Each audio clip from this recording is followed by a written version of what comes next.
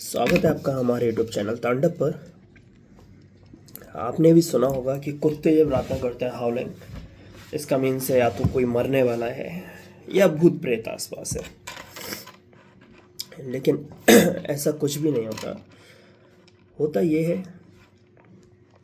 कि कुत्ता रात को सोने की कोशिश कर रहा होता है, और जिसकी वजह से क्या है, कुत्ते की जो सुनने की शक्ति है वो बहुत ज़्यादा होती है।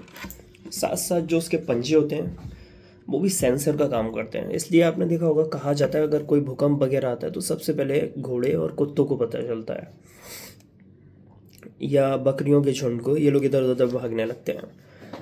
तो जब कुत्ता सोने की कोशिश कर रहा होता है तो ज़मीन पे चलने की आहट या किसी भी प्रकार की आहट उसके पंजों से होते हुए उसके दिमाग तक जा रही होती है। नंबर 2, क्या होता है कि जो चूहों की हम लोग ची ची सुन पाते हैं वो अलग है, और जो वो बात करते हैं उनकी वो भाषा अलग है। तो जो उनकी ची ची वाली भाषा है वो तो हम समझ लेते हैं, आवाज़ आती है। लेकिन जो उनकी आपस में बात करने की भाषा है वो हमें समझ नहीं आती, क्योंकि वो 8,000 10,000 हर्ट्ज से ऊपर है, और हमारे कान इतनी आवृत्ति की आवाज़ नहीं सुन सकते। तो वो भी कुत्ते को सुनाई दे रही होती है। तीसरा, जो चमगादड़ वगैरह होते हैं, ये क्योंकि रात में उड़ते हैं और ये अपनी बॉडी से अल्ट्रा वायलेट किरणों को छोड़ते हैं, जो सोनिक किरणों को छोड़ते हैं, जो यहाँ वहाँ टकराती हैं और वापस चमगादड़ की बॉडी से टकराती हैं, और उसे पता चलता है कि वो इधर उधर रास्ते में कहाँ जाएगा।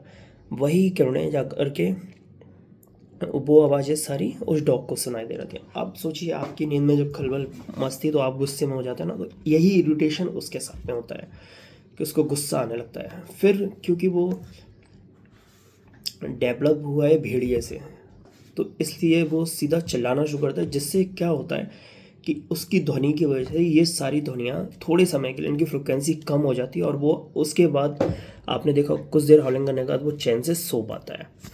तो ऐसी छोटी मोटी इन्फॉर्मेशन के लिए आप हमसे जुड़े रहिए। अच्छा लगे तो चैनल को लाइक कीजिए, शेयर कीजिए, सब्सक्राइब कीजिए, और दोस्तों के साथ शेयर करना ना भूलिए, क्योंकि नॉलेज बांटने से बढ़ता है। Thank you for watching my YouTube channel.